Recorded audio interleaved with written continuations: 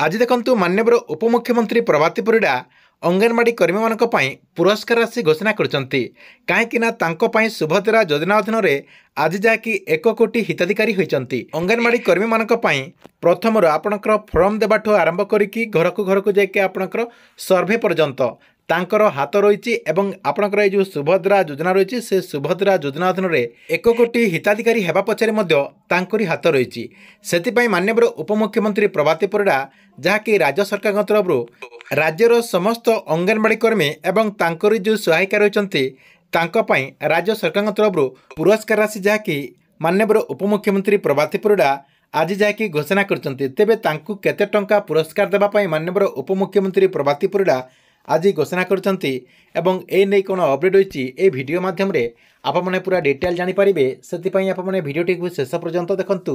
ता पूर्वरु वीडियो को गुडे लाइक कर दियंतु एवं जो माने चैनल को एजाय सब्सक्राइब करनांती चैनल को सब्सक्राइब कर दियंतु।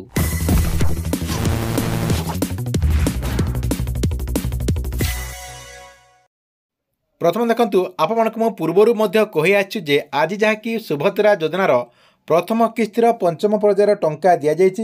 एही किस्तिर जहाँकि 2,30,000 हिताधिकारी को 115 कोटी टंका सीधासलख डीबीटी माध्यम रे 5,000 टंका लेखा ट्रांसफर कर जायछि। देखंतु एही किस्तिर टंका ट्रांसफर हो सारा पर माननीय उपमुख्यमंत्री प्रभाती परिडा कहते जे आमर ये जो सुभद्रा योजना रही सुभद्रा योजना अधीन में अंगनवाड़ी कर्मी एवं तांकर जो सहायिका रही बहुत हाथ रही आज आम सुभद्रा योजना अधीन में 1 कोटी रे पहुंची पारिचु। से सरकार तरफ से पुरस्कार देवाई माननीय उपमुख्यमंत्री प्रभाती परिडा आज जहाँकि घोषणा करछंती एवं से कहते जे प्रत्येक अंगनवाड़ी कर्मी को 1500 टंकार सहायता राशि दिज्व ता सहित तांकर जो आपनकर सहायिका रही से 500 टंकार सहायक राशि दिज्व बोली माननीय उपमुख्यमंत्री प्रभाती परिडा जहाँकि सूचना देते। अंगनवाड़ी कर्मी माने 1500 टंका पाइपर एवं तांकर जो सहायिका रही से सहायिका 500 टंका पाइपर बोली माननीय उपमुख्यमंत्री प्रभाती परिडा आज गोटे बहुत बड़ सूचना देते।